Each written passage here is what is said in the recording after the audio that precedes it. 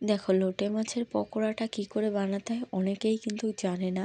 আমিও জানতাম না। আমি প্রথমবার লোটে মাছের পকোড়াটা বানিয়েছি, খুব সুন্দর খেতে হয়েছে। দেখো, লোটে মাছের পকোড়াটা বানাতে গেলে প্রথমে লোটে মাছ নিতে হবে, ধুয়ে নিতে হবে ভালোভাবে কেটে।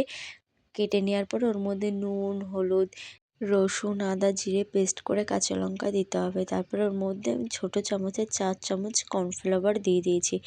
দিয়ে আর 2 চামচ ময়দাও অ্যাড করে দিয়েছি। দিয়ে ওটাকে আর একটু গরম মশলা দিয়ে ভালোভাবে ওটাকে মাখিয়ে 5 মিনিটের মতন রেখে দিতে হবে। কী হবে, রেখে দিলে ওর ভিতরে মশলাটা চলে যায় আর খুব সুন্দর লাগে খেতে। তার জন্য কিছুক্ষণ মাখিয়ে ওটাকে আমি রেখে দেবো। তারপরে আমি 5 মিনিট পর ওই গরম তেলে ওটাকে ছেড়ে দেবো। হালকা মিডিয়ামে ভাজতে হবে। তাহলে হালকা মিডিয়ামে দিয়ে ভেজে ওটাকে আমি ভালো লাল লাল করে ভাজবো। লাল লাল করে ভাজলে খেতে খুব সুন্দর লাগবে। তারপরে দেখো, ওটাকে আমি তুলে নিয়ে আমি প্লেটে খুব সুন্দর করে সাজিয়ে নেব। আর তোমরা কিন্তু কমেন্টে জানিও ভিডিওটা কেমন লাগলো।